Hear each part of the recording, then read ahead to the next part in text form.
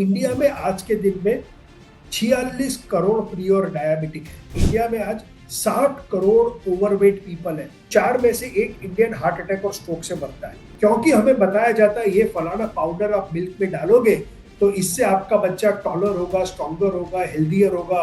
हम Indians on average साल में 500 से 600 घंटा कम सोते हैं। आइंस्टीन को थ्योरी ऑफ रिलेटिविटी उसको ये सपने में सॉल्व हुआ। आपको पूरे सोशल मीडिया में मेरे से बड़ा प्रोमोटेड नहीं मिलेगा घी खाने का।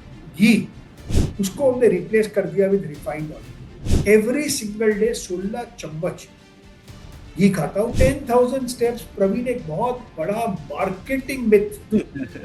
एक्सरसाइज एक मात्रा लॉन्जिविटी का प्रोटोकॉल है जिसका ROI indefinite. Women need to go to gym more than main.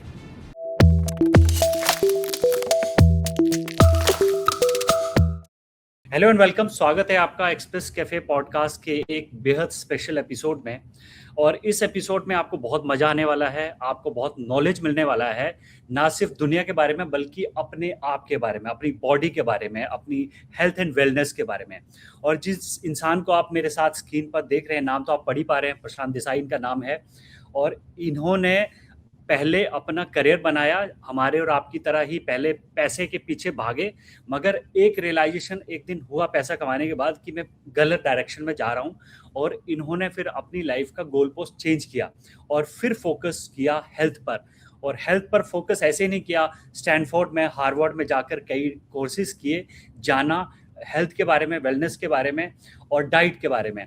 और फिर वापस आकर लोगों को के साथ वो नॉलेज शेयर करना शुरू किया। आपने कभी ना कभी इनको इंस्टाग्राम रील्स में, यूट्यूब वीडियो रिकमेंडेशन में ज़रूर देखा होगा। थैंक यू प्रशांत, हमसे जुड़ने के लिए, एक्सप्रेस कैफे का हिस्सा बनने के लिए।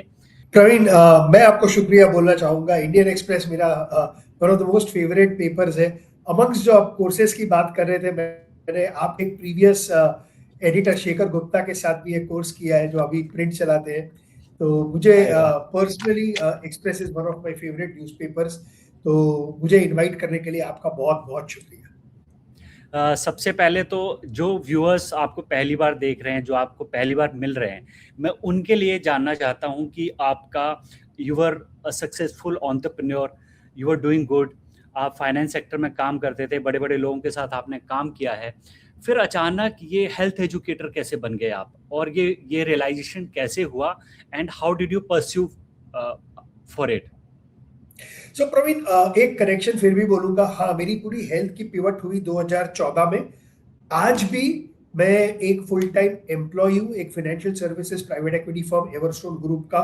अभी मैं आपसे बात कर रहा हूँ, मैं अपने ऑफिस में हूँ। तो मैंने पैसा कमाना नहीं छोड़ा है। I still feel wealth is very very critical, बहुत इंपॉर्टेंट है पैसा कमाना। बट इसके साथ मैंने अब हेल्थ को भी एक जगह दे दी है। तो मैं एक वर्ड कॉइन करता हूँ जिसके बारे में मैं बात करता हूँ, वेल्थ, WHEALTH, कि भाई हेल्थ को अपने वेल्थ में स्थान दे दो। बिकॉज बहुत सिंपल से मैथ्स है, राइट? आपने वॉरेन बफेट का नाम सुना होगा। वॉरेन बफेट आज 95 ईयर्स के हैं। उनकी नेटवर्थ है $150 बिलियन। लेकिन अगर आप देखेंगे तो ये $150 बिलियन में 90% उनकी वेल्थ उन्होंने कमाई है पिछले 10-15 सालों में। तो अगर आप लंबा जिएंगे तो आपकी वेल्थ ऑटोमेटिकली कंपाउंड होगी। तो इसलिए मैं सबको बोलता हूँ कि वेल्थ के साथ हेल्थ को भी जगा दो। तो मेरी कहानी प्रवीण शुरू हुई थी, हेल्थ में मेरा पिवट शुरू हुआ 2014 में। इसके साथ रिलेटेड थे 2 पर्टिकुलर इंसिडेंट। एक इंसिडेंट था 1979 का, जब मैं 7 साल का था। मैंने अपने पिता को खो दिया एक हार्ट डिजीज की वजह से, और हम लोग सडनली बहुत गरीब हो गए। और जब गरीब होते हो ना, वो एक बहुत टफ दौर होता है, क्योंकि आपके अराउंड आपके कजिन्स, आपके फ्रेंड्स सब मजे कर रहे हैं, लाइफ के बाहर जा रहे हैं, घूम रहे हैं, खाना वगैरह खा रहे हैं। दूसरा, जब मैं अपने चाचाओं से पूछता था कि मेरे पिताजी को इतनी जल्दी क्यों ले लिया, तो उन्होंने मुझे एक एक्सप्लेनेशन दिया था कि प्रशांत एक भगवान होते हैं, सबकी आयु तय होती है जब आप पैदा होते हो आपके कर्मा के हिसाब से। तो मेरे माइंड में एक इंटरेस्टिंग चीज बैठना शुरू हो गई कि भाई डेथ इज डेस्टिनी। एंड मुझे ऐसा लगा कि यार अगर डेथ डेस्टिनी है तो लिव लाइफ किंग साइज। जैसे जैसे मैंने पैसा कमाना शुरू किया, मैं चार्टर्ड अकाउंटेंट हूँ। मेरा वर्क की लाइकिंग स्टॉक मार्केट्स थी। तो मैंने अपना करियर पूरा फाइनेंशियल मार्केट्स में बिताया। मैंने राकेश झुंझुनवाला के साथ भी काम किया 4 साल। मैं उनका हेड ऑफ रिसर्च था। तो क्या होता है जब आप पैसा कमाना शुरू करते हो तो वो सब आपकी जो आकांक्षाएं थी जो बचपन में पूरी नहीं हुई, वो जब पैसा आता है सबसे पहले आप वो जाके उस पूरी करना चाहते हैं। एंड जब मैं बड़ा हो रहा था, एक मेरी बड़ी महत्वाकांक्षा थी बाहर खाना खाना, क्योंकि हमें साल में तब हम लोग इतने गरीब थे, 1 या 2 बार स्ट्रीट फूड खाने मिलता था, रेस्टोरेंट तो हम अफोर्ड ही नहीं कर सकते थे। तो जैसे जैसे पैसा कमाना हुआ मैं बहुत बाहर खाता था, पर जितना मैं बाहर खाता था एक चीज हो रही थी कि मैं मोटा होते जा रहा था। तो वो 20-25 साल की मेरी उस जर्नी में मैं 62 केजीज का था, 62 केजी से मैं 92 केजीज का हो गया। मैं सीवियरली डायबिटिक था, सीवियरली ओबीस था, मेरा hypertension blood pressure through the roof था, मेरा cholesterol all over the place था। तो ये मेरी लाइफस्टाइल बन गई थी और मुझे फर्क भी नहीं पड़ता था। क्यों? क्योंकि death is destiny, live life king size, क्या फर्क पड़ता है, हमारी लाइफ तो मुकद्दर है कि भाई आप कितना जियोगे। 2014 में ऐसी और एक इंसिडेंट हुई। मैंने अपने बेस्ट फ्रेंड मेरे मेरे भाई को खो दिया। वो सिर्फ 35 साल का था, उसकी बेटी 2 साल की थी। एंड उस रात एक बड़ी रियलाइजेशन हुई कि अब प्रशांत तुम्हें लंबा जीना होगा अपनी दोनों बेटियों के लिए, उसकी बेटी के लिए और मेरी बेटियों के लिए। तो मुझे कहीं ना कहीं मेरा वाई मिल गया था, लेकिन क्योंकि मैं फाइनेंशियल फील्ड से था, ये नहीं पता था कि लंबा जीते कैसे है। एक सिंपल चीज अंडरस्टैंडिंग थी, अगर लंबा जीना है तो जल्दी नहीं मरना है, तो अगर जल्दी नहीं मरना है तो क्या करना होगा। तो ये यहाँ से मेरी जर्नी शुरू हुई। मुझे पढ़ने का शौक है प्रवीण, तो मैंने बहुत सारे हेल्थ के ऊपर किताबें पढ़ना शुरू की। मुझे ये समझना था कि हम अंदर से एज कैसे होते हैं। ये वो दौर भी था जब लॉन्जिविटी का एक साइलेंट रेवोल्यूशन चल रहा था। मेरा मेरा काम मुझे यूएस बहुत ले जाता था, तो मैं साइंटिस्टों से मिलता था, जेनेटोलॉजिस्ट जो लॉन्जिविटी को स्टडी करते थे उनसे मिलता था, उनके कॉन्फ्रेंसेस सेमिनार्स अटेंड करता था। तो यहाँ से मेरी मेरी मेरी शुरुआत हुई। फिर ऐसा लगा कि थोड़ा डीप जाना होगा, तो डीप जाने के लिए फॉर्मल एजुकेशन की जरूरत पड़ती है। तो मैं स्टैनफोर्ड स्कूल ऑफ मेडिसिन गया, वहां से मैंने 3 कोर्सेज किए, हार्वर्ड गया, कोर्सेज किए। एंड जैसे जैसे मैं ये सब सीख रहा था, मैं ये सब अपने ऊपर इम्प्लीमेंट कर रहा था, और वो 5-7 साल में काफी डिफरेंस दिखा। एंड जब ये डिफरेंस दिखा तो मैं अपने अराउंड में देखता हूँ, मैं अपने परिवार में देखता हूँ, अपने कजिन्स को देखता हूँ, फ्रेंड्स को देखता हूँ। तो ये एक बड़ा रियलाइजेशन हुआ कि कहीं ना कहीं हम इंडियंस सीरियस नहीं है with respect to our health. And ऐसा लगा कि जो ये मैंने नॉलेज कमाई है और इम्प्लीमेंट किया और वर्क कर रहा है। सोशल मीडिया का दौर था, तो 2021-22 में मेरी जर्नी शुरू हुई कि भाई ये नॉलेज को चलो शेयर करते हैं। तो वैसे रही मेरी जर्नी पर। बहुत बढ़िया है, बहुत सारे लोग आपके नॉलेज को शेयर करते हैं, सीखने की कोशिश करते हैं। इंस्टाग्राम पर आपके करीब करीब 1.5 मिलियन फॉलोअर्स हैं, यूट्यूब पर भी अच्छे खासी फॉलोइंग है आपकी। सर, आपने कहा कि इंडियंस सेहत को सीरियसली नहीं लेते हैं, तो मैं ये जानना चाहता हूँ कि हमारा जो देश है यहाँ पर सक्सेस के पीछे बहुत भागा जाता है, तो क्या जो हेल्थ है वो बैक सीट चली जाती है? हमारा जो बचपन से ये बोला जाता है कि पहले तो हम बचपन में हमारे स्कूल में ये लिखा हुआ था कि हेल्थ इज़ वेल्थ, मगर जैसे जैसे हम लोग बड़े होते हैं, जॉब मार्केट में आते हैं, बिजनेस में जाते हैं, तो वो कहीं ना कहीं वेल्थ इज हेल्थ बनता जाता है कि आज के टाइम पर लोग ये सोचते हैं कि जिसके पास पैसा है, जिसके पास रिसोर्सेज हैं, वो सब कुछ कर लेगा। Is that true? कुछ हद तक प्रवीण, एंड मैं अगर आप डबल क्लिक करोगे कि इंडिया की आज ये डायर सिचुएशन क्यों है, अब थोड़ा सा डेटा देखते हैं, राइट, थोड़ा सा जूम आउट करते हैं। India is the youngest country in the world, ठीक है। Exactly. हमारी मीडियन एज है 29 ईयर्स की। हम लोग अभी भी डेवलपिंग कंट्री है, हमारी पर कैपिटा इनकम करीबन 3-3.5 हजार डॉलर के करीबन है। इन मेनी वेज हम लोग थोड़े गरीब कंट्री भी है, लेकिन इतने यंग कंट्री होने के बाद एक आईसीएमआर की स्टडी आई थी जुलाई 2023 में इंडियन डायबिटिक एसोसिएशन के साथ। 1,20,000 का डेटा उन्होंने स्टडी किया था, फिर इसको एक्स्ट्रापोलेट किया था। तो अगर आप प्री डायबिटिक और डायबिटिक को ऐड करते हैं तो इंडिया में आज के दिन में 46 करोड़ प्री और डायबिटिक है। This is 1.5 times the entire population of America. Okay. अगर आप ओबीज या ओवरवेट देखेंगे तो इंडिया में आज 60 करोड़ ओवरवेट पीपल है। This is 2 times the entire population of US. I am not talking of 2 times obese people in US. 2 times the entire population of US. अगर आप हाइपरटेंशन की बात करेंगे तो almost 9 in 10 Indians have hypertension and this is Praveen ये है when our median age is 29 years। तो इतना बड़ा हेल्थ का इश्यू है। अगर आप इंडिया की एवरेज लाइफ एक्सपेक्टेंसी देखेंगे तो 70 साल की है, राइट। अगर आप सिंगापुर हांगकांग चले जाएंगे तो 85 years की है। तो कहीं ना कहीं इसके पीछे वजह है और कहीं ना कहीं वजह इसकी प्रवीण ये है कि जब आप बड़े हो रहे थे, मैं बड़े हो रहा था, क्या हमारे पेरेंट्स हमें बताते थे कि आपको फिजिकली स्ट्रांग होना है। इंडिया जब मैं बात करता हूं तो India was all about the mind, about intelligence. आपको इंटेलिजेंट होना है, आपको पढ़ाई में ध्यान देनी है, आपको आगे जाके नौकरी करनी है। हमारा cultural context is always about the cerebral. हम लोग चाणक्य को सेलिब्रेट करते हैं क्योंकि बुद्धिजीवी जो बात करते हैं। तो कल्चरली जब इंडिया की बात करते हैं, हमने फिजिकल हेल्थ को उतनी ज्यादा इंपॉर्टेंस नहीं दी, हमारे पेरेंट्स ने भी नहीं दी। इसकी वजह से एक वो कॉन्टेक्चुअली मिसिंग है, राइट, फ्रॉम दैट पर्सपेक्टिव। दूसरा, हमारा कंट्री यूनिक है। हम लोग एक बहुत ही गर्म कंट्री में रहते हैं। अगर आप इंडिया की फिजिकल साइज देखेंगे तो हम लोग यूएस के कंपैरिजन में 1/3 है इन साइज, लेकिन हमारा पॉपुलेशन इनसे 4 गुना ज्यादा है। तो हमारी डेंसिटी ऑफ पॉपुलेशन बहुत ज्यादा है। तो हमारे यहाँ एक तो क्लाइमेट इंड्यूसिव नहीं है, प्लस अगर आप थोड़ा सा हेल्थ के ऊपर काम भी करना चाहे तो आपके पास जगह नहीं है। आप कहाँ जाके रन करेंगे, कहाँ जाके वॉक करेंगे, कहाँ जाके आप अपनी सेहत को बिल्ड करेंगे from an exercise point of view. क्योंकि हम लोग गरीब कंट्री है, कहीं ना कहीं हम एक करप्ट कंट्री भी है, जहाँ करप्शन आ जाता है कुछ हद तक। तो आपकी ये जो हेल्थ की जो ओवरऑल जिम्मेदारी की हम बात करते हैं, सेट कॉन्टेक्चुअली सेट करना हमारे गवर्नमेंट का काम है और गवर्नमेंट ये करती है थ्रू हमारी रेगुलेटरी बॉडीज। अब कहीं ना कहीं जो हमारे इंडिया में जो बड़ी ये लार्ज कंपनीज है, चाहे मल्टीनेशनल बोल दीजिए, इंडियन कंपनीज है, वो लॉबिस्ट के थ्रू और रेगुलेशंस को कहीं ना कहीं लूपहोल्स के थ्रू एक्सप्लॉइट कर देते हैं, जिसकी वजह से अगर आज आप देखेंगे तो कहीं ना कहीं हमको इतना ज्यादा रॉन्ग खाना खिलाया जाता है in the guys of misleading marketing, right. क्योंकि हमें बताया जाता है ये फलाना पाउडर आप मिल्क में डालोगे तो इससे आपका बच्चा टॉलर होगा, स्ट्रॉन्गर होगा, हेल्दियर होगा, उसकी हाइट 2 times बढ़ जाएगी। यार ये कैसे हमारे रेगुलेटर्स अलाउ करते हैं? इसका कोई साइंटिफिक कॉन्टेक्स्ट नहीं है, क्योंकि आपकी हाइट आपको आपके जीन्स से मिलती है, जो आपको आपके पेरेंट्स से मिलती है। बहुत डिफिकल्ट है अगर आपके दोनों फादर मदर थोड़े कद में थोड़े छोटे हैं तो आप लंबे होंगे, एक्सेप्शंस होंगे।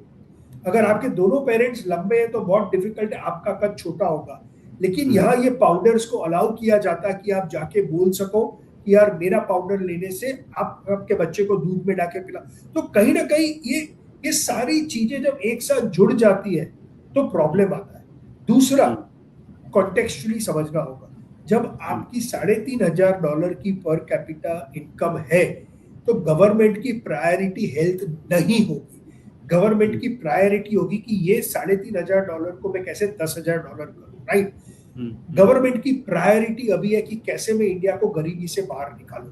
गवर्नमेंट की प्रायोरिटी है कि यार 140 इंडियंस को मैं नौकरियां कैसे दिलाऊं। तो जब उनकी प्रायोरिटी की आप पर्सपेक्टिव से देखते हो तो हेल्थ को अभी वो सीट एट द टेबल नहीं मिली है। इंडिया में जब हेल्थ की बात करते हैं और गवर्नमेंट से भी आप हेल्थ की बात करोगे, इसका मतलब है ज्यादा हॉस्पिटल्स बनाओ, हेल्थ का इंफ्रास्ट्रक्चर बनाओ, ज्यादा इंश्योरेंस, हेल्थ इंश्योरेंस दो। तो अभी भी हम डिजीजेस को ट्रीट करने की बात करते हैं, हम इसको प्रिवेंट करने की बात नहीं करते। लेकिन मैं बहुत बड़ा ऑप्टिमिस्ट हूँ क्योंकि अब सोशल मीडिया आ गया है, ज्योग्राफी हिस्ट्री हो गई है। तो आज एवरी इंडियन देख रहा है ग्लोबली क्या हो रहा है फ्रॉम ए हेल्थ पर्सपेक्टिव। तो जब हम हेल्थ की बात करते हैं, अवेयरनेस शुरू हो गई है और मेरे लिए वो पहला स्टेप इंपॉर्टेंट है, क्योंकि एक बार आप अवेयर होगे देन ग्रेजुअली आप इसके लिए कुछ काम करो। तो आपने बोला कि गवर्नमेंट जो है वो हॉस्पिटल्स बनाने पे और जो बीमारियां हैं उसको ट्रीट करने पे ज़्यादा फोकस रहती है। हर साल बजट में देखते हैं कि हॉस्पिटल्स को इतना मिलता है, हेल्थ को इतना मिलता है। फंडामेंटली जो आपने बोला रूट कॉज जो हमारी फैमिली से शुरू होता है, तो कौन सी ऐसी 4-5 चीज़ें हैं जो आज से ही जो जो इस बातचीत को सुन रहा है वो अपने बच्चों में इनकलकेट करना शुरू करे, अपनी लाइफ में आजमाना शुरू करें और अपने आसपास भी लोगों को वो बताना शुरू, कौन सी 4-5 थंब रूल हो सकते हैं वो सर? एंड प्रवीण, बहुत बहुत बहुत इंटरेस्टिंग क्वेश्चन आपने पूछा। अगेन इसका एक आंसर नहीं होगा, वो 4-5 चीज कॉमन होगी, लेकिन आप किसके ऊपर ज्यादा वेटेज देंगे डिसाइड करेगा आप किस एज ब्रैकेट में बिलीव करते हैं, राइट? लेट्स एक टिपिकल इंडियन फैमिली लेते हैं जहां दादा दादी भी है, फादर मदर भी है और एक लड़का लड़की है, आइडियल इंडियन फैमिली, ठीक है? अगर आप स्ट्रक्चरली हेल्थ की जब हम बात करते हैं, हाँ, मेरी हेल्थ की डेफिनेशन 3 चीज की है: फिजिकल हेल्थ, कॉग्निटिव हेल्थ और इमोशनल हेल्थ या मेंटल हेल्थ, राइट? जब हम इस पर्सपेक्टिव से देखते हैं तो स्ट्रक्चरली एक चीज आपको समझनी है, सबसे इंपॉर्टेंट और सबसे मिसअंडरस्टूड एस्पेक्ट है नींद का, स्लीप का, राइट? स्लीप वो फाउंडेशन है जिसके ऊपर आप अपनी हेल्थ को बिल्ड कर सकते हैं। अगर आप एक बिल्डिंग की एनालॉजी में दें, अगर आज आप, मैं बॉम्बे से हूं, आप दिल्ली से हैं, बड़ी बड़ी बिल्डिंगें बन रही है, अगर आप ये बिल्डिंग के कंस्ट्रक्शन के फेज में जाएंगे तो अगर आप देखेंगे, अगर आपको 40 माले की बिल्डिंग बनानी है तो आपको करीबन 10 माला 12 माला पहले नीचे खुदाई करनी पड़ती है, उसका फाउंडेशन बनाना पड़ता है। अगर वो फाउंडेशन नहीं बनेगा तो बिल्डिंग लंबी नहीं बनेगी। आपका हेल्थ भी वैसा है, आपका फाउंडेशन है आपकी स्लीप। अगर आप स्लीप में इन्वेस्ट नहीं करेंगे, फिर चाहे आप कितना भी न्यूट्रिशन को कंट्रोल कर ले, स्ट्रेस को कर ले, एक्सरसाइज को कर ले, आपकी हेल्थ की बिल्डिंग लंबी नहीं बनेगी। तो सबसे पहले सबसे मोस्ट फाउंडेशनल चीज है स्लीप। स्लीप अगर आप देखेंगे तो हमको लगता है यार sleep is an unnecessary evil, right? अक्सर आप कॉर्पोरेट्स में सुनेंगे कि I will sleep when I die. हमारे सीईओज बोलते हैं 90 hour work week, 70 hour work week. हम लोग स्लीप को प्रायोरिटी ही नहीं देते। Sleep is a very active state. मैंने डॉक्टर मैट वॉकर करके हार्वर्ड के स्लीप साइंटिस्ट जिन्होंने स्लीप के ऊपर लैंडमार्क काम किया है, उन्होंने एक बहुत ब्रिलियंट किताब भी लिखी है, व्हाई वी स्लीप करके। जब आप समझेंगे कि मदर नेचर बेवकूफ नहीं है, अगर मदर नेचर आपको 16 घंटे के बाद 8 घंटा सुलाता है तो देयर इज अ रीजन। जब आप पहले फेज ऑफ स्लीप पे जाते हैं, जिसको हम स्लो वेव स्लीप या डीप स्लीप बोलते हैं, आपके पूरे ब्रेन की क्लीनिंग होती है। अच्छा, अभी हम लोग बात कर रहे हैं, आप इतना सारा इंफॉर्मेशन ले रहे हो, ये सारा इंफॉर्मेशन आपके ब्रेन में जा रहा है, ब्रेन डिसाइड कर रहा है प्रशांत और प्रवीण के लिए क्या इंपॉर्टेंट है, डिपेंडिंग ऑन मैं और आप किस चीज के ऊपर फोकस कर रहे हैं, राइट?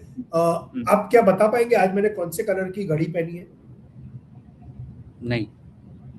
मैंने 3-4 बार मेरी घड़ी दिखाई, क्योंकि आपके लिए इंपॉर्टेंट नहीं था। तो आपके ब्रेन ने देखा ये घड़ी, लेकिन वो क्योंकि आपके लिए इंपॉर्टेंट नहीं था, जब आप डीप स्लीप में जाओगे वो इंफॉर्मेशन को डिलीट कर देगा। लेकिन कुछ एक बातें हम और आप कर रहे हैं जो आपके लिए इंपॉर्टेंट है, जहां आप अटेंशन दे रहे हो, ब्रेन इसको रिटेन करेगा। अब मैं आपको पूछूं प्रवीण, आपकी लाइफ का सबसे खुशी का मोमेंट कौन सा था, तो आप क्या बताएंगे? The day I met my wife. ठीक है, कब मिले थे आप, कितने साल पहले?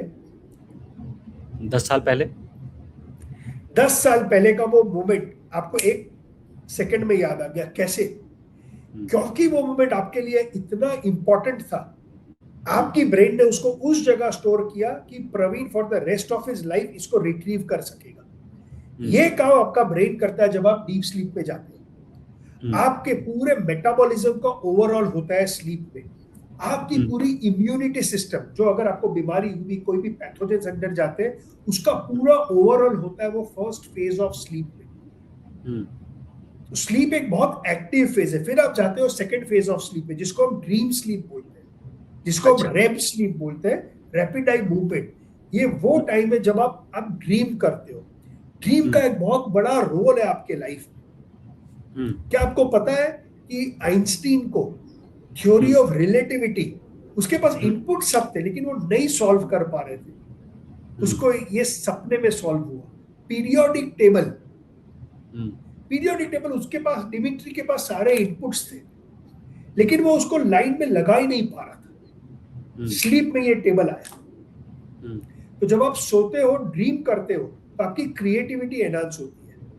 अगर आपके लाइफ में कभी कोई ट्रॉमा हुआ हो, कोई क्लोज वन की मौत हुई हो, तो only way you can deal with this trauma is when you sleep and when you dream.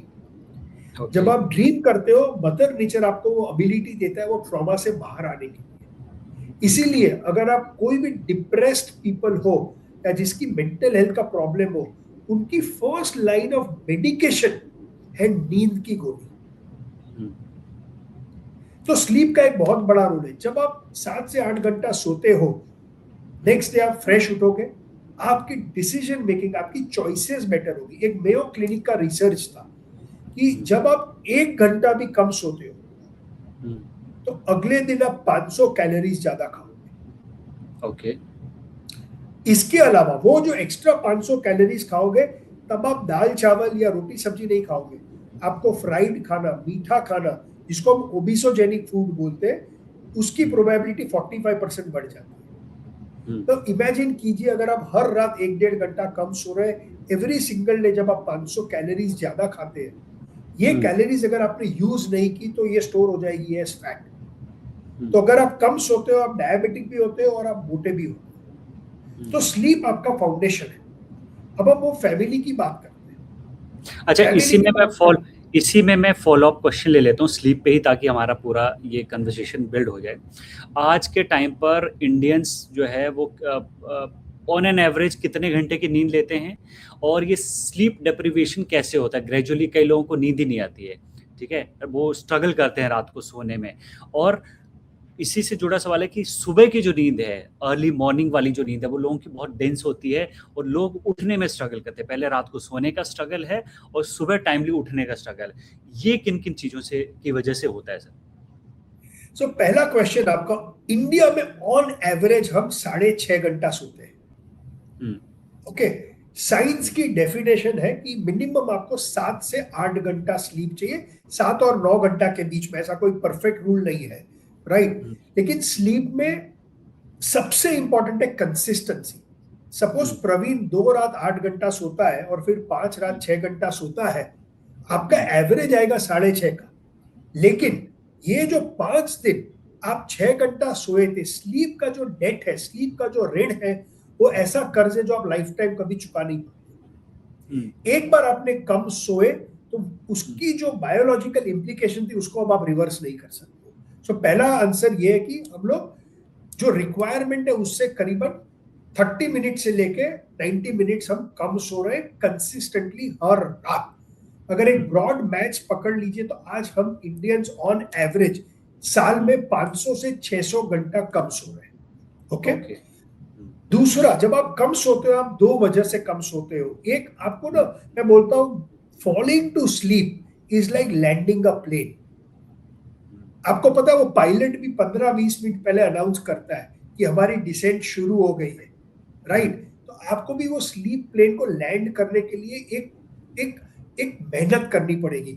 8, 8:30 बजे के बाद आपकी लाइट्स को थोड़ा डिम कर दो, क्योंकि अब इवोल्यूशनरी पर्सपेक्टिव से देखिए, जब रात होती थी तब हम सो जाते थे, तो जब लाइट है मतलब ब्रेन को सिग्नल जा रहा है अभी तो अवेक रहना है। तो जैसे आप अपनी लाइट्स को थोड़ी डिम कर लेते, आप प्रिपेयर कर रहे हो, राइट? आप 3 घंटा पहले खाना खा लीजिए। क्यों? क्योंकि जब आप खाली पेट सोते हो आपको नींद बेटर आती है। तीसरा, जब आप सोने जाते हो तो आपको एकदम डार्क रूम में सोना है। क्यों? थोड़ी सी भी लाइट सिग्नल कर रही है ब्रेन को खतरा है, इवोल्यूशनरी। पहले जब लाइट होती थी उसका मतलब, अरे मैं तो सो गया था, किसी ने लाइट क्यों जलाई, कोई जानवर होगा। आपको कोई नॉइज नहीं चाहिए, क्योंकि यू स्लीप डेफ। पुराने जमाने में कोई एनिमल आता था, उसकी आवाज आती थी तो आप उठ जाते थे। हमारे इवोल्यूशनरी ब्रेन अभी भी वही सेम है। तो आपको एकदम नॉइज फ्री रूम में सोना है। दूसरा, सोने के पहले अगर आपका माइंड बहुत ज्यादा एक्टिव होगा तो आप सो तो जाओगे, फिजिकली सो रहे हो, लेकिन आपका ब्रेन बहुत ज्यादा एक्टिव है। तो जब आप सोशल मीडिया देखते हो, जब आप नेटफ्लिक्स पे सीरियल देखते हो, उसमें भी थ्रिलर देखते हो, एक्शन मूवीज देखते हो, या आजकल हमारा यूथ पॉर्न बहुत ज्यादा देखता है। ये सब जब आप कोई भी चीज जो आपके ब्रेन को एक्टिवेट करती है वो कंटेंट देख के आप सोओगे तो आपको अच्छी नींद नहीं आएगी, आपकी क्वांटिटी ऑफ स्लीप भी खराब होगी और आपकी क्वालिटी ऑफ स्लीप भी खराब होगी। नाउ क्या होगा कि बॉडी तो टायर्ड है, अब आपकी क्वालिटी ऑफ स्लीप जब खराब हो गई तो आपका बॉडी नेचुरली ट्राई करेगा इसको कॉम्पेंसेट करने को कि भाई 1 घंटा और सो लेता हूँ, राइट। तो एक आप लेट सोए, आपकी क्वालिटी ऑफ स्लीप, तो अब बॉडी बोलता है यार प्रशांत आप मुझे 7 बजे मत उठाओ, मुझे 9 बजे उठने दो। तो नेचुरली आपकी बॉडी को लंबा सोना है, लेकिन आपको तो ऑफिस जाना है, तो आप क्या करोगे, आप अलार्म रखोगे। जैसे ही आपने अलार्म रखी और नॉइज हुई, सिग्नल आ गई ब्रेन को टाइम टू वेक अप, तो क्या हो रहा है आपकी क्वालिटी ऑफ स्लीप, तो जब आप लेट सो रहे हो तो आपका फर्स्ट फेज ऑफ स्लीप जिसकी हमने बात की, जहां आपकी ब्रेन पूरी क्लीनिंग करती है, आपकी इम्यूनिटी, आपकी मेटाबॉलिज्म, वो भी सफर हुई। और क्योंकि आप जल्दी उठ गए तो आपकी रेम स्लीप भी डिस्टर्ब हो गई, तो आपकी ड्रीम स्लीप, आपकी क्रिएटिविटी, लर्निंग, वो भी कम हो गई।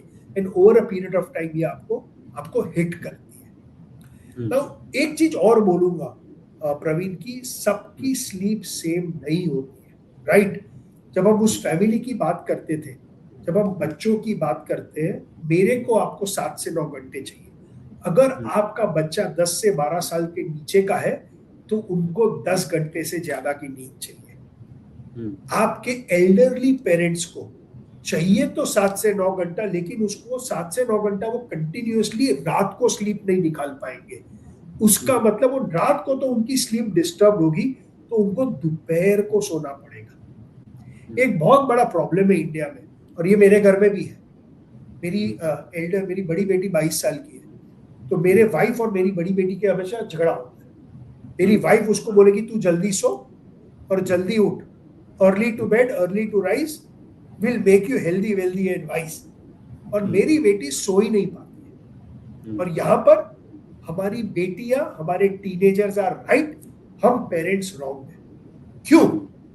क्योंकि जब आप टीनेज में एंटर होते हो 15, 16, 17 साल में, आपकी सर्केडियन रिदम शिफ्ट हो जाती है। इसका मतलब आप रात को नहीं सो पाओगे, आपका बेस्ट वर्क आप लेट रात को करोगे। पुराने जमाने में आप जाओगे, जो पेरेंट्स थे, जो एल्डरली थे, वो लोग जाते थे हंट करने के लिए।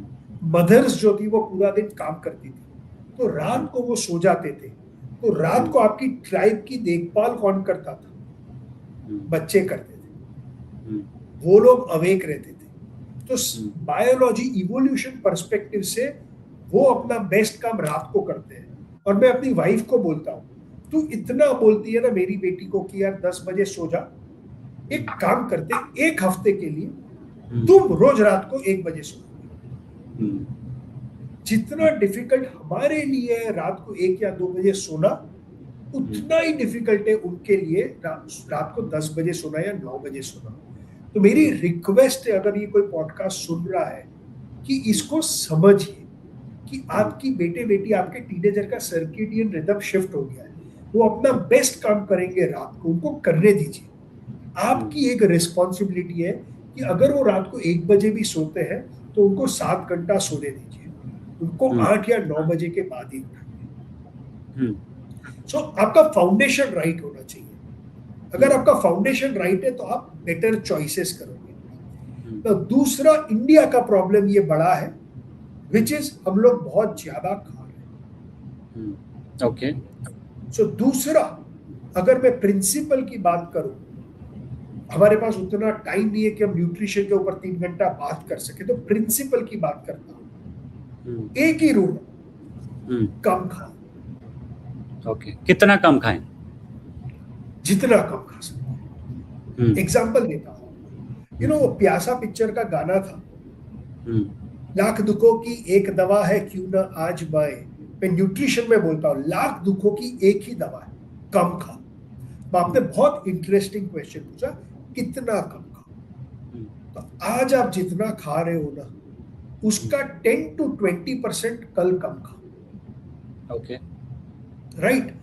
आप ब्रेकफास्ट करते हो, आपको आपका पोर्शन साइज पता है, फिर शायद आप बीच में एक मिड ब्रेक ले रहे होगे तो आप चाय के साथ बिस्किट लेते होगे, कुछ भी आपको वो पता है। फिर आप लंच क्या खा रहे हो। मेरा खाली एक ही प्रिंसिपल है, वेरी ऑनेस्टली, आप आज जितना खा रहे हो कल उससे 10 से 15-20% कम खाओ, सबसे पहला प्रिंसिपल। दूसरा, हर वीक सेम टाइम अपने आप को मेजर करो। ओके।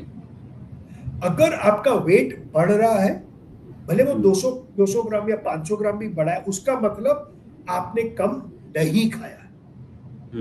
आपको लग रहा है आप कम खा रहे हो, बट आपने नहीं खाया, तो अगले हफ्ते थोड़ा और कम खाना शुरू करो। क्यों? क्योंकि ये क्यों इंडिया का सबसे बड़ा प्रॉब्लम है, क्यों हमारे प्रधानमंत्री भी रेड फोर्ट पे जाके बोलते हैं कि अपना मोटापा कम कीजिए। क्योंकि जब आप ओवरवेट या ओबीज होते हो, आपकी रिस्क ऑफ हार्ट अटैक और स्ट्रोक, जो इंडिया का नंबर 1 किलर है, मतलब अगर स्टैटिस्टिक्स बताऊं तो 4 में से 1 इंडियन हार्ट अटैक और स्ट्रोक से मरता है। ठीक है, exactly. इसके रिस्क गोज अप बाय 100% अगर आप मोटे हो। क्योंकि अगर आप मोटे हो तो आपके हार्ट को ज्यादा मेहनत करनी पड़ रही है, उतना ज्यादा उसको ऑक्सीजन देना पड़ रहा है। इंडिया का नंबर 2 किलर है कैंसर। अगर आप मोटे हो तो आपको 13 टाइप्स ऑफ कैंसर का रिस्क बढ़ जाता है। ओके। अगर आप मोटे हो तो इनवेरिएबली आप डायबिटिक भी होगा, आपका ब्लड प्रेशर भी होगा। इंडिया का नंबर 3 किलर है organ failure, liver failure, lung failure, kidney failure. जब आप मोटे होते हो तो ये सारे ऑर्गन के अराउंड में फैट आ जाता है। इंडिया का चौथा बड़ा किलर है अल्जाइमर डिजीज। ये आपके अल्जाइमर के रिस्क को भी बढ़ा देता है। इसीलिए हमारे प्रधानमंत्री बोलते हैं कि यार अगर हम, हमारी मीडियन एज अगर 29 साल की और 60 करोड़ इंडियंस ऑलरेडी ओवरवेट और ओबीज है, तो मोटापा तो कम करना पड़ेगा। तो आप मोटा होते कैसे हो? बहुत सिंपल प्रिंसिपल है, ये लॉ ऑफ थर्मोडायनेमिक्स है। आज मैं और आप बात करें, कुछ भी जिंदा रहने के लिए हमें एनर्जी की जरूरत पड़ती है। मैं आपसे बात कर रहा हूं, एनर्जी की जरूरत पड़ेगी। आप अगर कुछ कर भी नहीं रहे हो तो भी आपका हार्ट बीट कर रहा है, एनर्जी की जरूरत है। आप कुछ भी नहीं कर रहे हो, आप ब्रीथ कर रहे हो, लंग्स को एनर्जी की जरूरत पड़ती है। तो हमारे बॉडी को जिंदा रहने के लिए एनर्जी की जरूरत पड़ती है। ये एनर्जी आती कहां से? कुदरत ने हमें ये गुण नहीं दिया कि हम अपनी खुद की एनर्जी बनाएं। तो हमको ये एनर्जी प्लांट से लेनी पड़ती है, एनिमल से लेनी पड़ती है, in the form of food. तो खाने के अंदर में है इलेक्ट्रिकल एनर्जी। ठीक है, इसको मेजर करते हैं एज कैलोरीज। जैसे हम इलेक्ट्रिसिटी को मेजर करते हैं एज किलोवाट्स, हम वेट को मेजर करते हैं एज केजीज। खाने के अंदर में जो एनर्जी है उसको मेजर करते हैं एज कैलोरीज। ठीक है, तो ये जब आप खाना खाते हो, हमारा body is made up of 37 trillion cells. ये सेल के अंदर में माइटोकॉन्ड्रिया होता है। ये माइटोकॉन्ड्रिया है आपके सेल का पावर हाउस। इसके अंदर में ये केमिकल एनर्जी जो हम खाने से हमें मिलती है, इसको वो कन्वर्ट करता है इलेक्ट्रिकल एनर्जी। ठीक है, यहाँ पर प्रवीण लॉ ऑफ थर्मोडायनेमिक्स आता है। Energy can neither be created nor be destroyed. तो अब प्रवीण ने आज 3000-4000 कैलोरीज खा ली, और अगर प्रवीण दिन में 2500 कैलोरी बर्न कर रहा है, तो आपने खाने में आपके बॉडी को 1000 कैलोरी ज्यादा दी। अब आपके बॉडी ने इसको कन्वर्ट कर दिया है एज एनर्जी। अब अगर आप ये एनर्जी को यूज नहीं कर रहे हैं तो आपके बॉडी को इसको स्टोर करनी पड़ेगी। ठीक है, 500 कैलोरीज आप स्टोर कर सकते हो, या 500 ग्राम आप स्टोर कर सकते हो आपके मसल में और आपके लिवर के अंदर, मतलब 2000 कैलोरीज। इसके बाद सारा एक्सेस एनर्जी जाता है आपके फैट सेल्स के अंदर। अब कुदरत ने एक रिमार्केबल चीज की है, उन्होंने हमें नंबर ऑफ फैट सेल्स तो सेम दिए, लेकिन फैट सेल को एक इलास्टिसिटी दी है, एक बलून की तरह। ये बलून की तरह फूलते ही जाते हैं, फूलते ही जाते हैं, फूलते ही जाते हैं, फूलते ही जाते हैं। तो प्रवीण ने आज 3000 कैलोरी की, कल यार वीकेंड था तो मैं बाहर गया, दोस्तों के यहाँ पार्टी थी, तो वापस 3 की जगह 4000 कैलोरी हुई।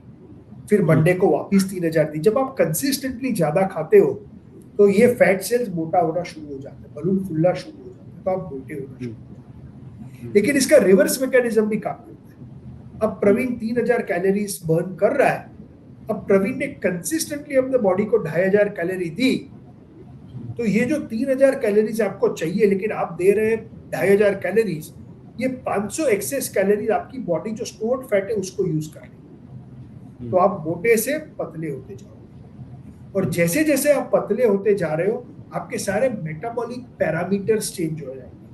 आपका ब्लड ग्लूकोज चेंज हो जाएगा तो आप डायबिटिक से प्री डायबिटिक हो जाओगे। आपका वेट कम हो जाएगा तो वो रिस्क कम हो जाएगी।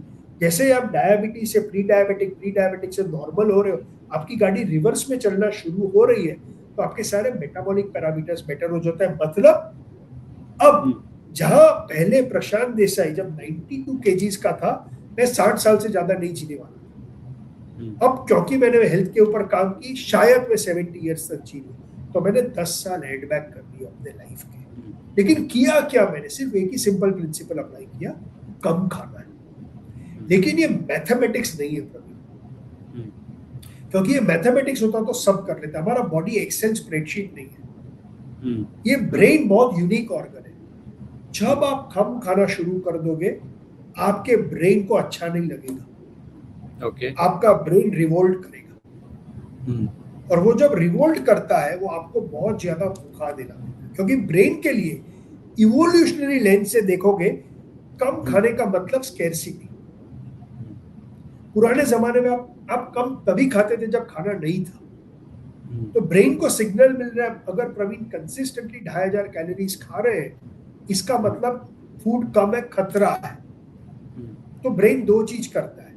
सबसे पहला वो आपकी मेटाबॉलिज्म को स्लो कर देगा। जो आप 3000 कैलोरीज बर्न कर रहे थे, अब इसको वो 2500 कर देगा। दूसरा, वो आपको हंग्री बनाएगा, ताकि आपको जब भी नेक्स्ट खाना मिले आप ज्यादा खाना खाओ। तो आपका ब्रेन आपके अगेंस्ट काम कर रहा है। जब आप कम खाना शुरू करते हो, वेट लॉस कम करते हो। इसी की वजह से 7 में से 6 जन का वेट लॉस होता है, लेकिन 95% पीपल जो वेट लॉस करते हैं उनका सारा वेट गेन हो जाता है, क्योंकि वो अपने ब्रेन के साथ फाइट नहीं कर सकते। तो जैसे ही आप अपना खाना कम कर रहे हो, आपको थोड़ा इंटेलिजेंटली वो जो आप कम खाना खा रहे हो उसमें थोड़ा सा बदलाव लाना पड़ेगा। सबसे पहला आपको ज्यादा प्रोटीन खाना पड़ेगा। क्यों? क्योंकि प्रोटीन कंपेयर टू कार्बोहाइड्रेट और फैट, जब आप कार्बोहाइड्रेट और फैट खाते हो, उसमें से जो एक्सेस एनर्जी बनती है आपके बॉडी को स्टोर करनी पड़ती है। जब आप ज्यादा प्रोटीन खाते हो, अगर भूल से आपने बहुत ज्यादा भी खा लिया, तो उसकी जो एक्सेस कैलोरीज है, प्रोटीन को आपका बॉडी स्टोर नहीं कर सकता है, वो आपके पेशाब में निकाल देता है। दूसरा, 100 ग्राम पोटैटो चिप्स वर्सेस 100 ग्राम पनीर या 100 ग्राम एग्स, कौन ज्यादा सेशिएटिंग है? पनीर और एग्स। आपने फिंगर चिप्स खा ली 100 ग्राम, आपको 1 घंटे में वापस भूख लग जाएगी। 100 ग्राम पनीर खा लिया तो 1 घंटे में भूख नहीं लग सकती। तो प्रोटीन बहुत ज्यादा सेशिएटिंग है, आपके ब्रेन को सिग्नल देगा मैं भूखा नहीं हूं। तो प्रोटीन को अपना फ्रेंड बना। उसके बाद फाइबर को अपना फ्रेंड बना। फाइबर मतलब सब्जियां, फ्रूट्स, नट्स।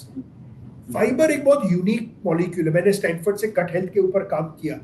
हमारे किताबों में भी लिखा है, पूरा Ayurveda is about gut health. Hippocrates जो डॉक्टर की दुनिया के सबसे बड़े दिग्गज थे, जो हिपोक्रेटिक लॉ के बारे में भी हम बात करते हैं, ओथ के बारे में बात करते हैं, उन्होंने 2000 साल पहले प्रवीण बोला था कि all diseases begin in your gut. मैं सिर्फ एक लाइन ऐड करता हूं उसमें कि all diseases begin and and in your गट।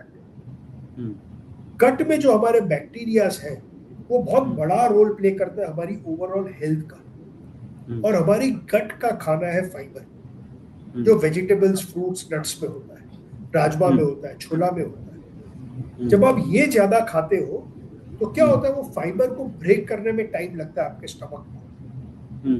तो आपके स्टमक में ये ज्यादा टाइम रहते हैं। अगर कोई भी खाना आपके स्टमक में ज्यादा टाइम रहेगा तो वो एक फुलनेस का इंडिकेटर देगा। तो आपको 2 बेनिफिट्स मिलते हैं जब आप फाइबर खाते हो। एक, ये जो ब्रेन जिसको लग रहा था प्रवीण कम खा रहा है, मैं ज्यादा भूखा हूं, उसको लगता है प्रवीण कम खा रहा है लेकिन मेरा पेट तो भरा हुआ है। दूसरा, ये सारा खाना है आपके गट बैक्टीरिया का। ये जाएगा आपके स्मॉल इंटेस्टाइन में, फिर जाएगा आपके लार्ज इंटेस्टाइन में, आपकी ओवरऑल हेल्थ को इंप्रूव करेगा। तो जब आप कम खाते हो, प्रोटीन ज्यादा खाओ, फाइबर ज्यादा खाओ, थोड़ा फैट ज्यादा खाओ। आपको पूरे सोशल मीडिया में मेरे से बड़ा प्रोमोटेड नहीं मिलेगा घी खाने का।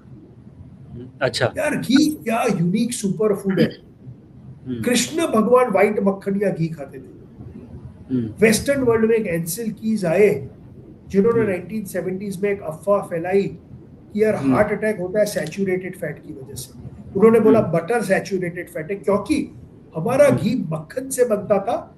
इंडिया में हम लोग ने घी खाना कम शुरू कर दिया, और कम तो शुरू किया वो ठीक थी, लेकिन जब आप कोई भी चीज कम खाते हो तो आप इसको रिप्लेस करते हो।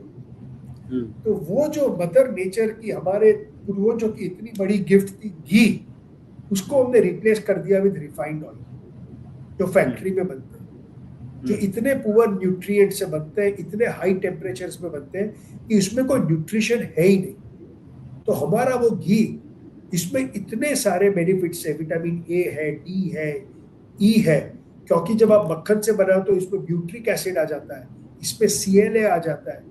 आपकी दादी नानी बेवकूफ तो नहीं थी, हम लोग ने घी को हटा दिया तो आपके खाने में गुड फैट्स को वापस लाओ। फैट्स को भी आपका बॉडी बोलेगा आपको फुलर रखेगा। एक ICMR के भी रिसर्च। प्रशांत, जो घी के बारे में इंडिया में जो अभी प्रेवलेंट है, आप अपना फुल बॉडी चेकअप कराते हैं, उसमें अगर कोलेस्ट्रॉल थोड़ा सा भी बढ़ा हुआ आता है, डॉक्टर तुरंत बोल देता है कि घी खाना बंद करो, तेल खाना बंद करो, कम करो। दूसरा, अभी जो एडल्ट्रेशन है मार्केट में, जो अवेलेबल प्रोडक्ट्स हैं बड़ी बड़ी कंपनियों के, उनमें उनकी प्योरिटी को लेकर बहुत सारे सवाल हैं, और हर कोई बोल रहा है कि अपना फैट कम करो, पेट ज़्यादा बढ़ गया है, ज़्यादा घी खा रहे हो, कोलेस्ट्रॉल हो जाएगा तो हार्ट का डिजीज़ हो जाएगा। तो ये पूरा जितना भी कन्फ्यूजन की स्थिति में है लोग घी को लेकर, तो इस कन्फ्यूजन को कैसे हटाया जाए, और क्या घी घर में बनाया जाए, कौन से रिलायबल सोर्स से लिया जाए, जिससे कि ये वाला जो डेंजर, ये जो थ्रेट है कि कोलेस्ट्रॉल बढ़ जाएगा या कार्डियक प्रॉब्लम, कार्डियक से रिलेटेड प्रॉब्लम हो जाएंगी, वो दूर हो सके। तो दोनों को दो पार्ट्स में डिवाइड करते हैं। पहले आपके पहले पार्ट का आंसर करते हैं। यार ये बहुत बड़ी मिसकंसेप्शन है कि cholesterol is bad for you. Science में हम बोलते हैं कि no cholesterol no life. Cholesterol इतना इंपॉर्टेंट है आपके बॉडी के लिए। आपके बॉडी, मैंने बोला 37 ट्रिलियन सेल से बनते हैं। ये सेल एक बहुत सैक्रोसेंट कमोडिटी है। वो बहुत केयरफुली अलाउ करता है किसको सेल के अंदर आना और सेल से किसको बाहर निकालना। ये जो सेल की मेम्ब्रेन है ना, ये कोलेस्ट्रॉल से बनती है। इतना इंपॉर्टेंट है कोलेस्ट्रॉल आपके बॉडी के लिए कि आपका बॉडी बोलता है I can not depend on Praveen और प्रशांत कि ये खाने में से मुझे कोलेस्ट्रॉल देगा। आपके सारे बॉडी के सेल्स कोलेस्ट्रॉल खुद बनाते हैं। ठीक है, कोई कम बनाती है, कोई ज्यादा बनाती है। ये पहला पार्ट। तो there is no such thing as good cholesterol and bad cholesterol. All cholesterol is only good. Problem आता है in the transportation of cholesterol. Okay. दूसरा, आपने बात की डाइटरी कोलेस्ट्रॉल की। चाहे आप अंडे की बात करो, डॉक्टर्स आपको बोलेगा अंडा भी मत खाओ जब आपको कोलेस्ट्रॉल ज्यादा होता है। जब आप कोलेस्ट्रॉल देखोगे तो आपका बॉडी जो कोलेस्ट्रॉल बनाता है खुद के हिसाब से, इसको हम अनएस्टरिफाइड कोलेस्ट्रॉल बोलते हैं या फ्री कोलेस्ट्रॉल बोलते हैं। ठीक है। जो आपके खाने में कोलेस्ट्रॉल है इसको हम CE बोलते हैं, कोलेस्ट्रॉल एस्टरिफाइड बोलते हैं। ये फ्री नहीं है। जब आप खाते हो तो आपके बॉडी को इसको कन्वर्ट करना पड़ता है into free cholesterol for your body to use it. Now ये कन्वर्ट करने के लिए 27 स्टेप्स चाहिए बॉडी को। तो बॉडी को बहुत मेहनत करनी पड़ती है। तो आपका बॉडी बोलता है यार मैं खुद बना लूंगा, क्यों इतना करूं। एक तो मैं प्रशांत प्रवीण पे डिपेंड नहीं कर सकता हूं कि रेगुलरली वो मेरे को कोलेस्ट्रॉल देगा।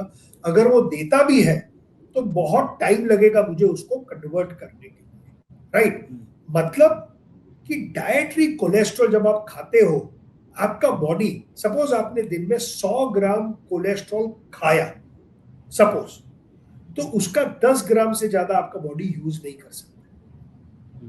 तो आप घी को ब्लेम करते हो या अंडे को ब्लेम करते हो, जो आप खा रहे हो इसका मैक्सिमम आपका बॉडी 10% यूज कर रहा है। तो इसकी वजह से आपके LDL cholesterol levels can not go through the roof. Right. Problem ये नहीं है। मेरा प्रॉब्लम वो है कि चलो आप बोलते हो घी खाने से आपका डॉक्टर बोलता है चलो मेरा LDL कोलेस्ट्रॉल बढ़ जाएगा फॉर एग्जांपल, तो आपने घी हटा दिया। तब जब आपने घी हटाया आपने क्या किया? आपने घी को रिप्लेस किया विद सनफ्लावर ऑयल या सैफ्लावर ऑयल, जो आपके हार्ट के लिए उससे कहीं ज्यादा खतरनाक है, क्योंकि ये इंडस्ट्रियली मेड होता है, इसके अंदर में जितनी अच्छाई है सब चली जाती है। जब आप इसको एक्सेस क्वांटिटी में खाते हो तो आपके बॉडी के अंदर में इन्फ्लेमेशन बढ़ता है। तो जो अच्छी चीज थी आपने निकाल दी, उसके जगह आपने खराब चीज डाल दी। अब आपके सेकंड पॉइंट के ऊपर आते हैं। तो मेरा ये मानना है, मैं राज शमानी के एक पॉडकास्ट में गया था जहां मैंने क्लेम किया था, और वो कि भाई आज भी मैं एवरी सिंगल डे 16 चम्मच घी खाता हूँ, tea spoon not table spoon. Okay, मतलब मैं 70 से 75 ग्राम घी खाता हूँ, राइट। तो 70 से 75 ग्राम का मतलब है मैं मेरी 500 से 600 कैलोरीज घी से आती है। जब मैंने अपनी लाइफ में घी को इंक्रीज किया तो मैंने वो 500 एक्स्ट्रा कैलोरीज जो मैं घी से आ रही थी उसको मैंने रिड्यूस किया कार्ब्स से, उसको मैंने रिड्यूस किया ऑयल से। तो जब मैंने घी को एक्सेस मेरे लाइफ में लाया तो मैंने ऑयल को निकाल दिया लाइफ से, मैंने वो एक्सेस ब्रेड को, मैदा को, बिस्किट को निकाल दिया। तो मेरी टोटल नंबर ऑफ कैलोरीज मैंने चेंज नहीं की। इसी की वजह से despite having 16 teaspoons of ghee for last 5-7 साल, मेरे को याद भी नहीं है, मेरा वेट आज भी सेम है। मेरे एलडीएल कोलेस्ट्रॉल लेवल तो बेटर हुए हैं। तो यार आपको ये क्या होता है, हम लोग बोलते हैं इसको कॉन्फर्मेशन बायस। अब आपको ये, अगर आप ये मान ही रहे हो कि घी आपके लिए खराब है, फिर आप वो डेटा खोजते हो जो आपको वो कन्विंस करे। मेरा तो ये मानना है कि अगर कोई चीज आपकी सेहत के लिए खराब थी ना, तो मदर नेचर इवोल्यूशन के पर्सपेक्टिव से इसको डिलीट ही कर देती। तो अगर घी कृष्ण भगवान के टाइम से आ रहा है तो ये गलत नहीं हो सकता। लेकिन हाँ, एक्सेस घी जब आप खाओगे तो आप मोटे होगे। इसलिए मैं बोलता हूं कि अगर कोई ये पॉडकास्ट सुन के इंस्पायर होके घी एक्स्ट्रा अब ऐड कर रहा है, तो अगर आप घी ऐड कर रहे हो तो कुछ और डिलीट करो। टोटल कैलोरीज जो हमने बोली थी, लाख दुखों की एक दवा, वो प्रिंसिपल चेंज नहीं हो सकता है। तो ज्यादा घी खाने से, क्योंकि फैट के 1 ग्राम में 9 कैलोरीज है, आपको कहीं और आपके डाइट में से कुछ डिलीट करना होगा, तब आपको घी मोटा नहीं होना है। अब आते हैं आपके दूसरे पॉइंट के ऊपर, अडल्टरेशन। ये इंडिया का बहुत बड़ा प्रॉब्लम है। एंड यहीं पर मैं जो आपको बात कर रहा था गवर्नमेंट, रेगुलेटर और मास पॉपुलेशन की, क्योंकि हम जनरली बाय एंड लार्ज गरीब कंट्री है।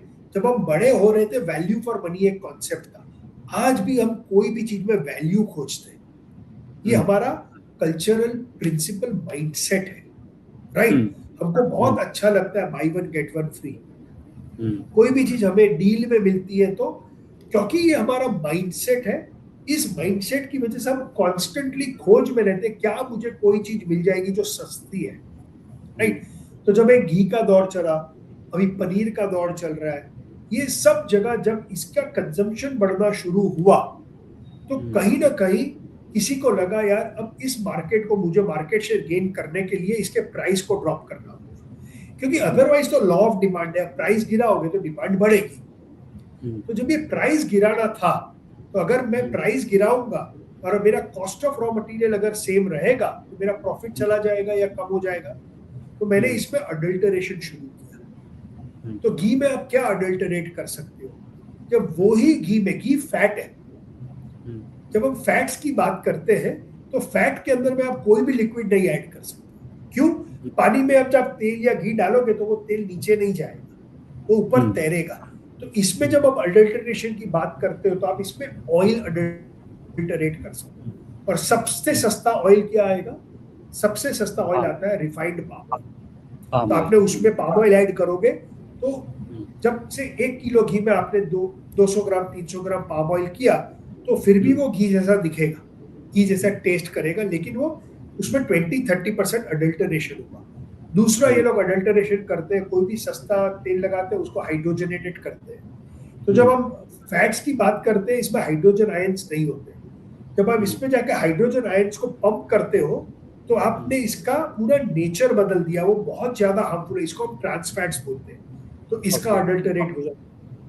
बहुत आसान है इसको रिकॉग्नाइज करना। अगर आपने कोई ऐसा घी लिया, एक ट्रांसपेरेंट बॉटल में इसको फ्रिज में रख, ओके, सबका स्मोक पॉइंट अलग होता है। तो जब आप थोड़ी देर बाद इसको निकालोगे तो आप देखोगे अलग डिफरेंट लेयर्स बनना शुरू होगी, क्योंकि ये सब सॉलिडिफाई अलग टेम्परेचर्स पे होता है। तो अगर डिफरेंट लेयर्स दिखती है इसका मतलब ये अडल्टरेटेड है। प्योर घी अगर आप पाम में लोगे ना और रखोगे तो ये रूम टेम्परेचर पे मेल्ट हो जाएगा। ओके। तो ये आसानी से आपके या पाम में गिरना शुरू हो जाएगा। बहुत आसान टेस्ट है कि ये अडल्टरेटेड है। तीसरा, खाली घी को स्मेल कर, अगर इसमें कोई ऐसी ओडर नहीं आ रही है, रेंसिडिटी की स्मेल नहीं आ रही है, तो ये प्योर है। मैं हमेशा बोलता हूँ प्रिंसिपली अगर आप घर पे घी बना सकते हो तो बेस्ट घी है। अब आप घर में दो तरीके से घी बना सकते हो। आपके घर में दूध आता है, आपकी मॉम या वाइफ जब इसको उबालेगी तो ऊपर मलाई आ जाती है। अगर ये मलाई आप यूज नहीं करोगे, आप मलाई को निकाल दो, उसको आप जब बॉईल करोगे स्लो हीट पे तो घी बन जाता है। वो घी में वो प्रॉपर्टीज नहीं है जो आपकी दादी नानी के घी में थी, क्योंकि हमने मलाई से घी बनाया। और वही दूध को जब आप दही बनाओगे और जो दही को आप बिलोना से चर्न करोगे, जब आप इसको चर्न करते रहते हो तो क्या होता है, वो व्हाइट मक्खन बन जाता है। उस व्हाइट मक्खन में क्योंकि ये दही बना, ये दही क्यों खट्टा होता है, क्योंकि वो फर्मेंटेशन होता है, उसमें अंदर लाइव बैक्टीरियाज होते हैं। उसका बहुत बड़ा रोल है आपके हेल्थ के ऊपर, पॉजिटिव हेल्थ के ऊपर। तो वो जो मक्खन को जब आप स्लो हीट पे हीट करते हो और जो घी बनता है, उसमें सारी ब्यूटीफुल प्रॉपर्टीज है। तो अगर आप अफोर्ड कर सकते हो तो मेरा ये चॉइस है, घर में बनाओ तो बेस्ट है, नहीं बना सकते हो तो बिलोना मेथड वाला घी लो। ये एक्सपेंसिव है, आपको वो अमूल वाला मलाई से बना हुआ घी 600-700 रुपया पर केजी मिलेगा, बिलोना की 1200-1400 रुपये में मिलता है, लेकिन इसमें घी की प्रॉपर्टीज है। तो चॉइस आपकी है। मैं हमेशा बोलता हूँ यार, जब हेल्थ की बात आती है तो प्लीज कॉम्प्रोमाइज मत करो। वो यार हम लोग डोमिनोज का पिज्जा 500 रुपया का 1 सेकंड में मंगा लेते हैं, लेकिन वो 500 रुपये का घी के वक्त हम सोचते हैं यार बहुत महंगा है। तो यार इसीलिए मैं बोलता हूँ हेल्थ पर्सनल है, मैं और आप किसी को लेक्चर नहीं दे सकते। अगर आप सीरियस हो हेल्थ के ऊपर तो याद रखिएगा यार, क्वालिटी के लिए पैसे तो लगेंगे। और अडल्टरेशन से आपको बचना है तो बहुत सिंपल प्रिंसिपल है, go to the brands that you trust। मगर दिक्कत प्रशांत ये आती है आजकल कि जितने भी बड़े ब्रांड्स हैं, जब उनकी न्यूज़ आती है कि फलानी टेस्टिंग में ये फेल हुआ, फलाने मसाला है ब्रांडेड, उसकी ये टेस्टिंग फेल हुई, घी की टेस्टिंग ये फेल हुई। इस देश में स्वदेशी के नाम पर बड़ा मूवमेंट चलाने वाले जितने भी बड़े ब्रांड हैं, उनके प्रोडक्ट्स अक्सर फेल होते हैं टेस्टिंग में। तो फिर जो कंज्यूमर है वो इस सोच में है आज के टाइम पर इंडिया में कि यार मैं खाऊं तो खाऊं क्या, और उसमें होपलेसनेस की स्थिति आ रही है। तो वो कह रहा है कि यार अब मरना तो है मुझे, मैं पानी ले लूं, दूध ले लूं, सब्जी ले लूं, पेस्टिसाइड से हर चीज़ में वो है, थ्रेट है कि क्या खाऊं क्या ना खाऊं। तो ऐसे में इस कंफ्यूज माइंड को आप क्या एक रे ऑफ होप दे सकते हैं कि भाई ये तरीका से रियलिटी है, आप प्रवीण इससे बच नहीं पाओगे। मैं मीडिया की बात करता हूँ, आप तो मीडिया वर्ल्ड से हो। क्यों मैंने बोला इंडियन एक्सप्रेस मेरा फेवरेट न्यूज़पेपर है। आप भी तो जा सकते हो दूसरे डायरेक्शन में, राइट। अब सपोज मैंने ये चॉइस ली कि मुझे सेंसेशनल न्यूज पढ़नी है या टीवी देखना है, तो वो तो आपकी चॉइस थी ना। आपके पास इंडियन एक्सप्रेस भी तो अवेलेबल है ना भाई, बेस्ट एडिटोरियल। क्यों सारे best people in the country want to write for Indian Express? ये आपकी चॉइस है। क्यों? जब ये मीडिया का एक्सप्लोजन हुआ तो अच्छी भी है और बुरी भी है। People who believe in real news and people who believe in sensational news. Health में भी ये सेम है, क्योंकि अब हेल्थ सेंट्रिक हम लोग तब फोकस कर रहे हैं, अवेयरनेस की बात कर रहे थे, तो अच्छी ब्रांड्स भी आएगी और मिसलीडिंग ब्रांड्स भी आएगी। चॉइस आपकी है, आप क्या चूज करते हो। अब पॉइंट है यार, वो मुझे पता कैसे चलेगा। Again it comes back to आप कितना सीरियस हो अपने हेल्थ को लेके। अगर आप सीरियस हो तो आप थोड़ा सा रिसर्च, थोड़ा सा डबल क्लिक कर सकते हो। आजकल सब कंपनीज अपनी कहानी बताते हैं, फाउंडर्स के बारे में आप रिसर्च कर सकते हो। मेरा तो वो अमेजोन का प्रिंसिपल है। अमेजोन का क्या प्रिंसिपल था? पूरा अमेजोन बना, जेफ बेजोस को पूछा गया, वो बोला यार I only want to focus on things that people will not change in the next 10 years in their consumption pattern. मुझे उस पर फोकस ही नहीं करना है जो मेरे को लगता है इसकी कंजम्पशन पैटर्न चेंज होगी, जो नहीं होगी मैं उसके ऊपर ही फोकस करूँ, क्योंकि वो मेरी मार्केट है। मैं बोलता आप भी वो देखो ना, पहले क्वेश्चन करो मुझे अपनी घी की ब्रांड क्यों बदलनी है, या मुझे मेरा बटर क्यों बदलना है, मुझे मेरे जहां से मैं अपने किराने का सामान लेता तो क्यों बदलना है। ये क्यों को क्वेश्चन करो। क्या अभी जो आप ले रहे हो खराब है? क्योंकि जब आप चेंज का डिसीजन लोगे वो बहुत इंपॉर्टेंट डिसीजन होगा। वो डिसीजन हाइप पे मत लीजिए। वो डिसीजन अगर बड़ा इंपैक्ट करता है आपके लाइफस्टाइल के ऊपर तो थोड़ा काम कर लीजिए। मैं ये कतई नहीं मानूंगा कि हमारे कंट्री में कोई भी कैटेगरी आप चूज कर लो उसमें अच्छी ब्रांड्स नहीं है, और वही कैटेगरी में आपको मीडियोकर मिसलीडिंग ब्रांड्स भी मिलेगी। मेहनत तो करनी पड़ेगी। हेल्थ पर्सनल है। अगर आप अपने बच्चे को प्यार करते हो यार देख लो ना कहां से आप पनीर मंगा रहे हो फॉर एग्जाम्पल। अभी आपने घी खाने की बात करी, मुझे सही तरीका बताइए कि how to consume ghee in right way. क्या सही तरीका है उसको कंज्यूम करने का? यार बहुत सिंपल है, 2-3 चीज प्रिंसिपल्स है। Ghee has a very high smoke point, तो अगर आप कुछ भी डीप फ्राइंग कर रहे हो तो घी को यूज करो। दूसरा, आप जब सब्जियों में या दाल में तड़का बनाते हो, आप देखोगे कोई भी रेस्टोरेंट में तड़का मतलब हाई हीट पे वो तड़का बनता है, घी यूज करो। आपकी राइस और रोटी में घी डालो। अब रोटी के और क्या फॉर्म्स है? पराठा घी में बनाओ, डोसा घी में बनाओ। राइस के और क्या फॉर्म्स है? डोसा घी में बनाओ, इडली के ऊपर थोड़ा घी डालो। तो कोर प्रिंसिपल है, आपके जो कार्ब्स खा रहे हो, राइस हुए, मिलेट्स हुए, बाजरा की रोटी हुई, बाजरा की खिचड़ी हुई, राइस से चाहे आप राइस खाते हो, खिचड़ी खाते हो, आप बिरयानी बनाते हो, डोसा खाते हो, इडली खाते हो, इसके जितने भी डेरिवेटिव्स हैं इस पे घी डालो, और हाई हीट कुकिंग के लिए घी को यूज करो। सिंपल। और कई लोग ये सलाह देते हैं, आयुर्वेद में भी ये बोला जाता है कि खाली पेट जो है घी के 2-3 चम्मच खाने चाहिए। उसका वो क्या आपने कभी ट्राई किया और उसके क्या फायदे होते हैं? ना ही मैंने ट्राई किया।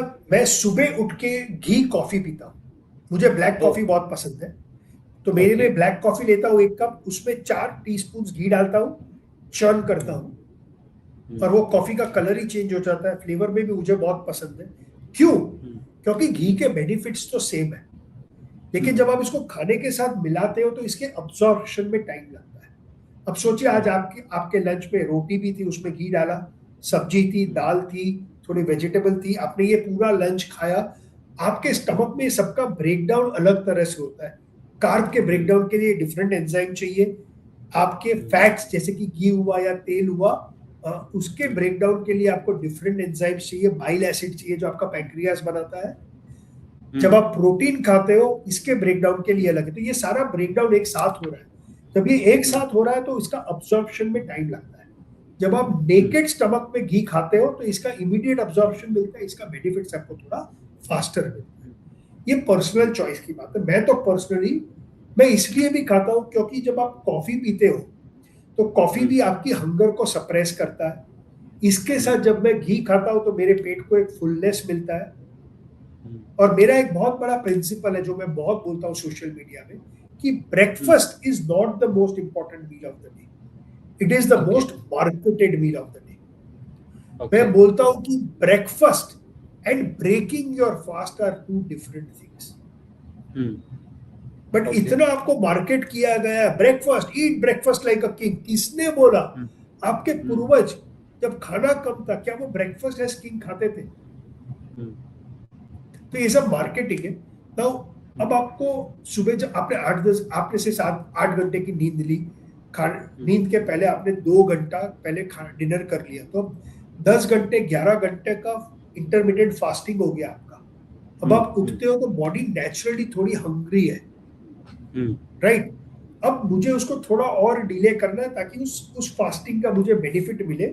तो जब मैं ब्लैक कॉफी पीता हूँ विद घी, वो मुझे अलाउ करता है कि मैं और 1 घंटा 1.5 घंटा without putting any food in my mouth में सस्टेन करूं।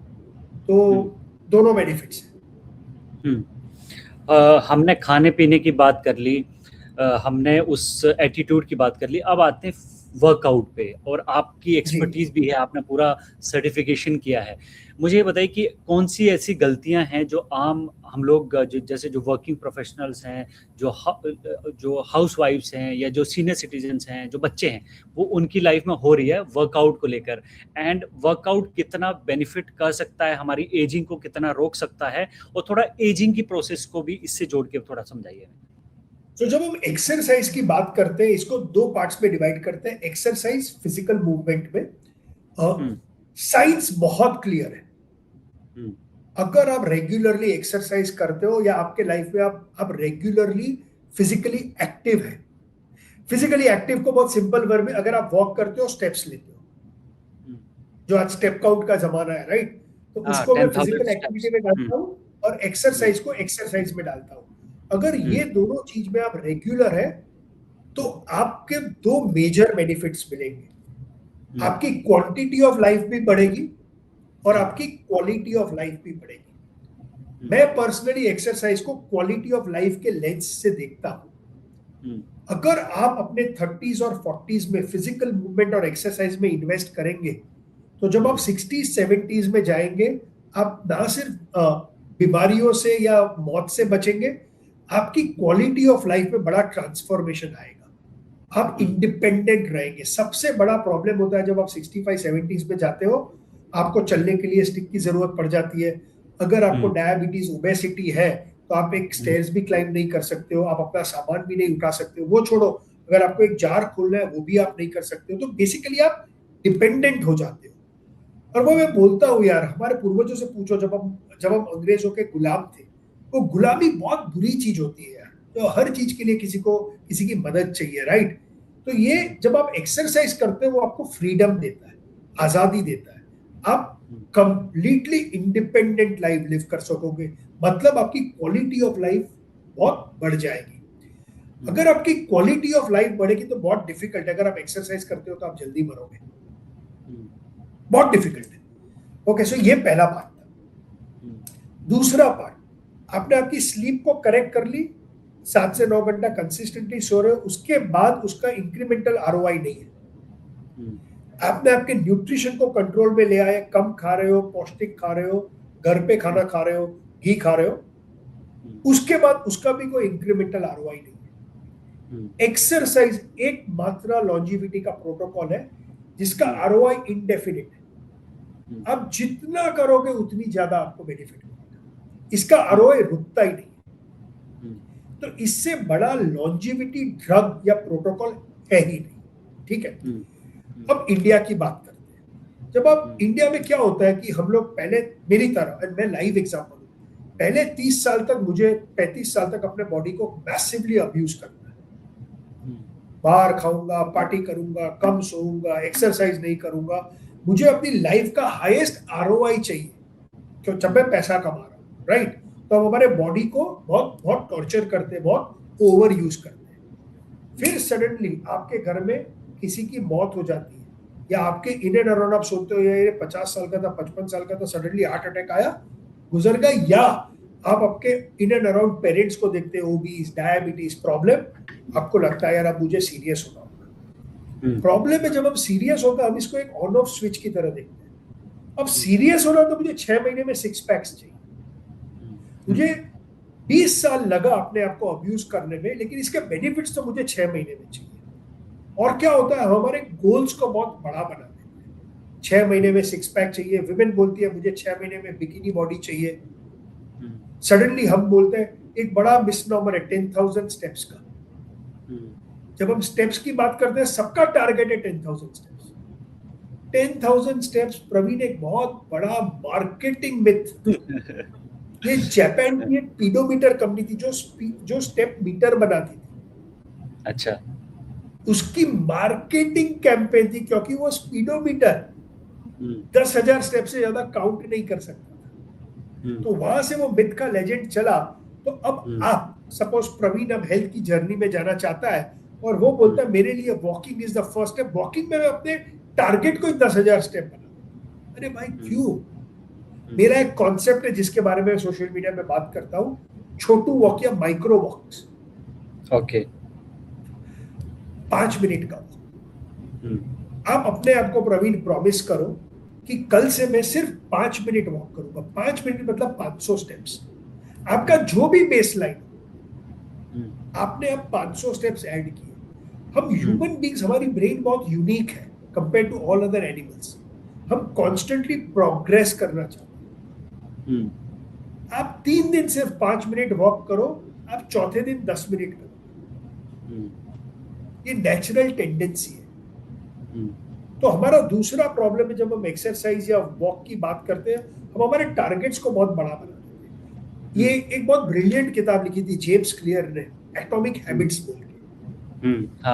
बोलते थे कि आपकी हैबिट्स को इतना छोटा कर दो कि ये बहुत आसान हो जाए करने के लिए, और फिर इसको कंसिस्टेंटली करो, ऑटोमेटिकली ये कंपाउंड होगी। तो सपोज आपको एक्सरसाइज की बात करते हैं, सिर्फ माइक्रो वॉक पे फोकस करो 5 मिनट। 5 10 होगा, 10 15 होगा। 15 मतलब आपने 1500 स्टेप्स एक्स्ट्रा किए। प्रवीण, ये 15 मिनट का एक्स्ट्रा वॉक आप 2 हफ्ते में ऐड कर सकते हो।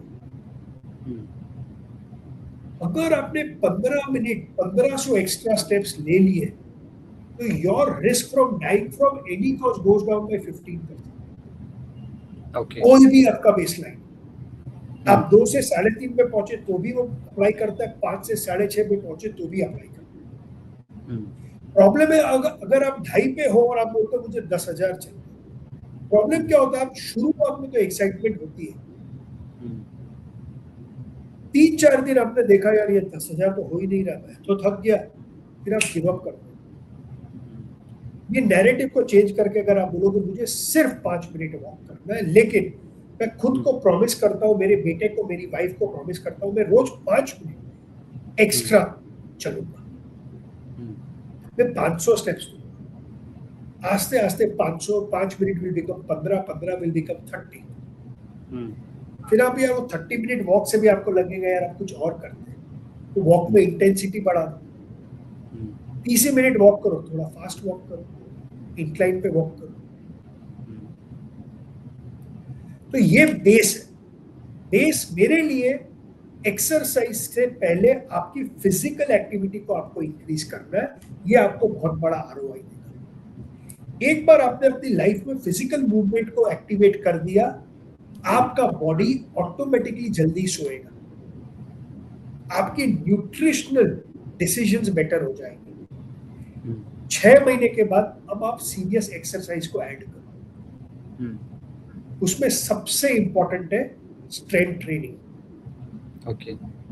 अब अगेन मुझे सोशल मीडिया में सुनोगे, मैं बहुत बात करता हूँ, your muscle is an organ of longevity. Muscle सिर्फ स्ट्रेंथ के लिए नहीं है, मसल एक मेटाबॉलिक ऑर्गन है। आप जब हम मेटाबॉलिज्म की बात करते हैं, अगर आपके बॉडी में मसल का परसेंटेज ज्यादा है तो आपका मेटाबॉलिज्म हायर है। It is a far more active metabolic organ. मैंने बोला था ना, जब हम खाना स्टोर करते हैं तो जब ग्लूकोज की बात करते हैं, 75% आपका ग्लूकोज स्टोर होता है आपके मसल्स में। तो ज्यादा मसल ज्यादा स्टोरेज, तो ये एक मेटाबॉलिक सिंक है। आपका मसल एक एंडोक्राइन ऑर्गन भी है, आपकी पूरी इम्यूनिटी को संभालता है। ये मायोकाइन्स बनाता है जो पूरे बॉडी में सिग्नल देता है ऑल इज वेल। वो आमिर खान का डायलॉग था, ऑल इज वेल। बट सबसे इंपॉर्टेंट है, आफ्टर द एज ऑफ 30 आपका जो टोटल मसल का मास है, वॉल्यूम है, वो डिक्लाइन करेगा बाय 1% एवरी ईयर। दूसरा, आपकी मसल की स्ट्रेंथ इससे 3 गुना फास्टर डिक्लाइन करेगी, और आपके मसल की पावर 8 गुना फास्टर डिक्लाइन करेगी। लेकिन ये डिक्लाइन सेम नहीं है सबके।